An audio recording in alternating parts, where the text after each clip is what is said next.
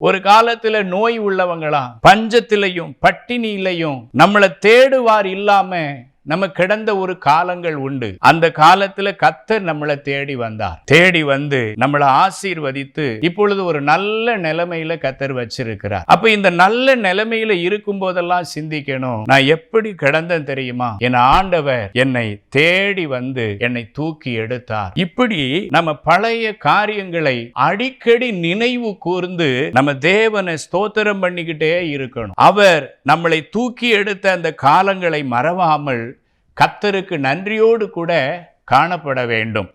இப்படி காரியங்களும் நம்மிடத்திலே காணப்படுமானால் கர்த்தர் சொல்லுகிற ஒரு விஷயம் என்னன்னா, நான் உனக்கு கொடுத்த தேசத்துல, நான் நீ வச்சிருக்கிற இடத்துல, அந்த தெருவில் நீ நல்லா இருப்ப, உனக்கு விரோதமா ஒரு மனுஷனும் எழும்ப மாட்டான், ஒரு காரியமும் உனக்கு எதிர்ப்பா இருக்காது, நானே உன்னை பாதுகாத்துக்கிடுவேன்னு கர்த்தர் சொல்றார். ஆகவே இந்த சத்தத்தை கேட்கிற தேவ பிள்ளையே, நீங்க ஆண்டவருக்கு ஒப்பு கொடுங்க. நல்லா இருக்கணும்னு சொல்லி எவ்வளவோ திட்டம் பண்றீங்க, எவ்வளவோ இன்சூரன்ஸ் பண்றாங்க, இன்னைக்கு எவ்வளவோ காரியத்துல தங்களுடைய உலக ஞானத்தை பயன்படுத்துறாங்க. அதெல்லாம் விட்டுட்டு கர்த்தரிடமா வாங்க. ஆண்டவரே, நான் இருக்கிற இடத்துல நல்லா இருக்கிறதுக்கு எனக்கு உதவி செய்யும், உமக்கு செவி கொடுக்க உதவி செய்யும், உம்மிட அன்பு கூற உதவி செய்யும். நீர் என்னை தூக்கின அந்த விதங்களை நான் ஒவ்வொரு நாளும் நினைச்சு பார்ப்பேன் ஆண்டவரே, உமக்கு நன்றி சொல்லுவேன் ஆண்டவரேன்னு சொல்லி இன்றைக்கு ஒப்பு கொடுங்க. கர்த்தர் மீண்டும் உங்களை ஆசீர்வதித்து உயர்த்துவார்.